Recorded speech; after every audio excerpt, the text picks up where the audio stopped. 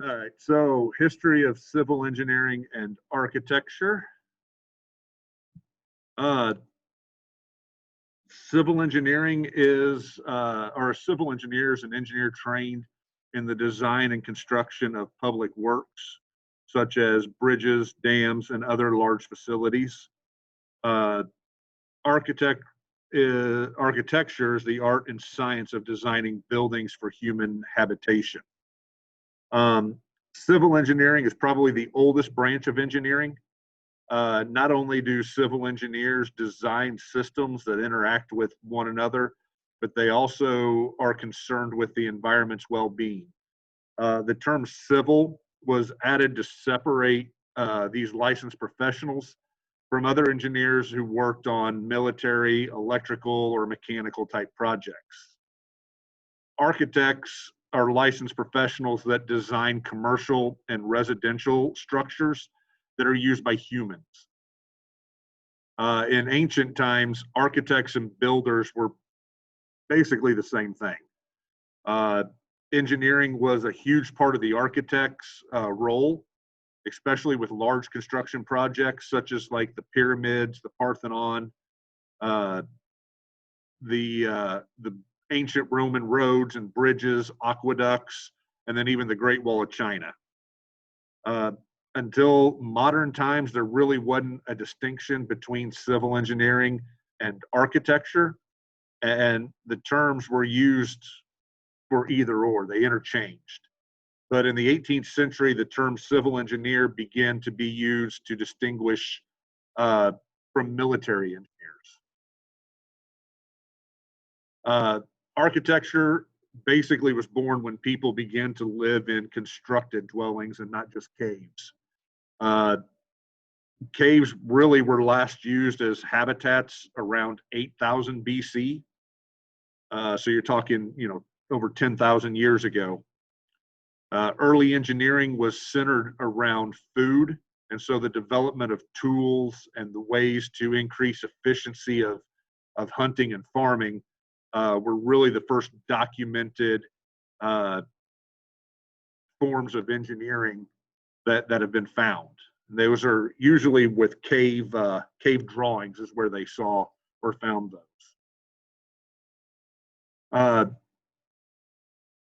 Building materials really were chosen based on the availability. So they didn't at first really start bringing in materials from other areas. It was really just built with what you have. The picture there's the ruins of Babylon, which is present day Iraq, uh, and really all that's remains of the city is a mound of broken mud brick dwellings.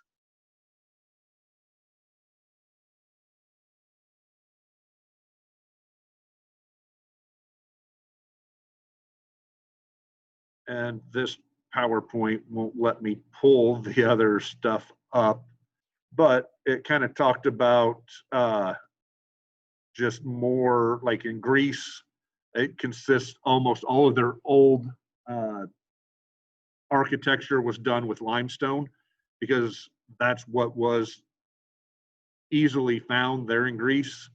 And then Machu Picchu sits on a mountain ridge in Peru, and a lot of their architectures of dry stone walls and blocks or bricks that were cut out of that stone. Um, in China, wood was readily available. Oops. And so they that was what was used in most of China and Japan, except for the tiles on the roofs. But the wood was used up until they really started to deteriorate over time, and then the Chinese and they really started to try to find other materials that they could bring in that were more self-sustaining.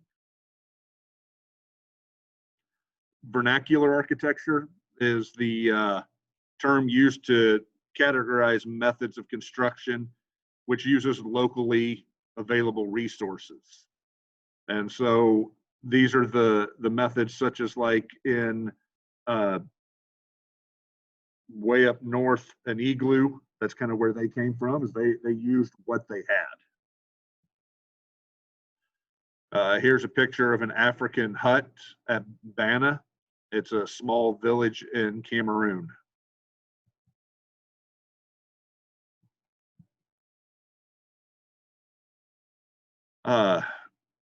Here's a Southern African rondevel or banda, and just made with the materials that they have found around there.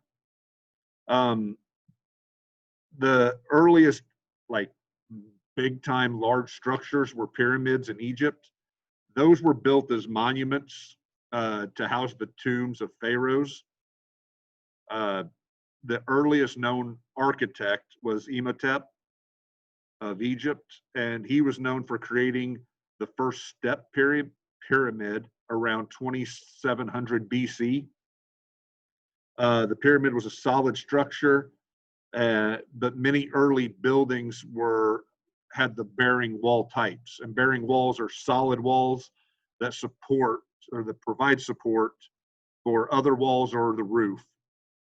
The building next to the pyramid in the picture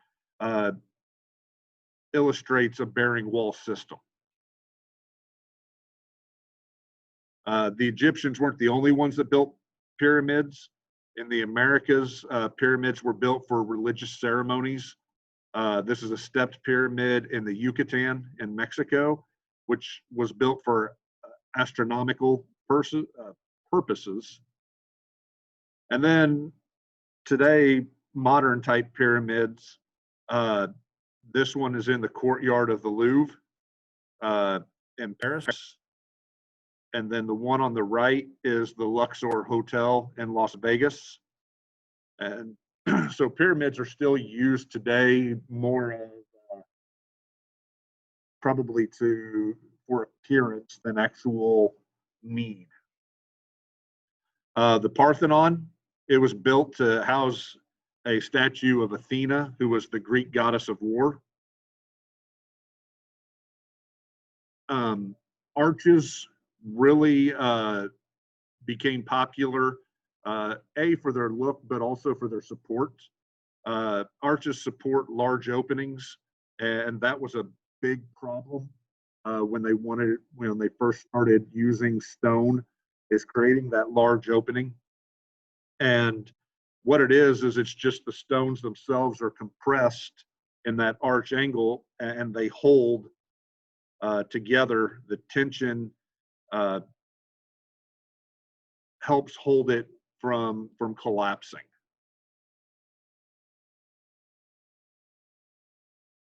And then you have a keystone that really is the piece that holds the arch in place. So when they start building the arch, they build up from both sides at the same time, start to angle it, and they've got something to help support those angles. But once they set the keystone, they can take these supports out. And then a vault is just a series of arches that can go kind of like a hallway, but then they can also intersect the two. So this is a cross vault. Another name for the cross vault is the groin vault. But vaults allow for the construction of bridges, walkways, and other passages.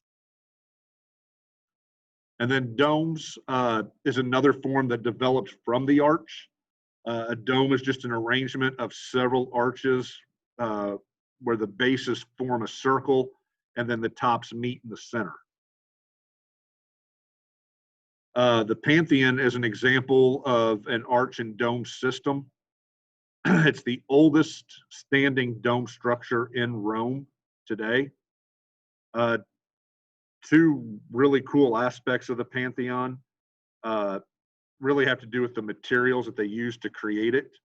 The Pantheon's concrete was a mixture of volcanic ash, lime, and then a little bit of water. The mixture was packed instead of poured into place.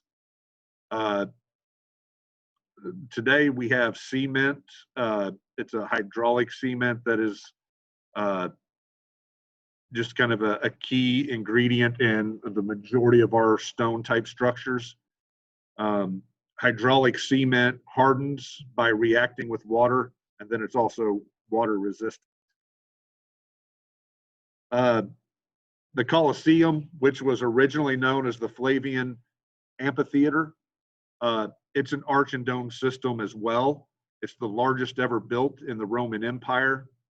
It was considered by many to be one of the greatest works of Roman architecture and engineering. And then the Great Wall of China. It's probably one of the most ambitious construction projects the world has ever seen. It spans 4,500 miles. Construction started in the 5th century BC and went into the 16th century. The wall today that you see was mainly constructed during the Ming Dynasty using stone and bricks. And then some of the older architecture or civil engineering is getting water where you need it, the water supply. And so they started the construction of dams, canals, and aqueducts, and usually involved trying to move water over long distances. So here you're going to see these that look kind of like bridges. They are aqueducts that just move water. So there's troughs in the top of them, and the water flows through it from a higher point, generally a spring and a mountain, and it flows to a lower point. And then road systems. Ancient roadways were first used by the Persian and Romans, and they just used stone to put on their paths, just to make travel easier with horses and pulling carts and stuff like that. And then the earliest known Roman bridge is the Pons Sublicius in Rome. Hopefully I said that right. It was made of wood, and then it was constructed using columns and beams.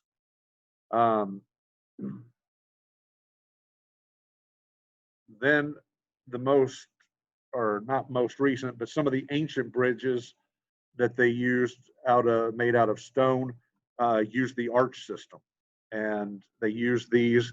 Here's a Roman bridge on the left that crosses over the Afrin River in northern Syria. It's still used today. And then on the right is a Roman bridge in Vaison-la-Romaine in South France. The first arch bridge in the world to be made out of cast iron, which was a material that was way too expensive to use in large structures, is still in existence. This one was built over the Severn River in 1779. They had a new blast furnace relatively close that made the cost lower, and really started to encourage engineers and architects to start considering iron on their bridges as another means of support. Structural steel, probably the best known structural steel frame building is the Empire State Building. It was completed in 1931. And then reinforced concrete, the Burj Khalifa in the United Arab Emirates is the tallest man-made structure ever built, and it's supported by reinforced concrete core using a special concrete mix. And then they used the reinforced concrete on bridges also.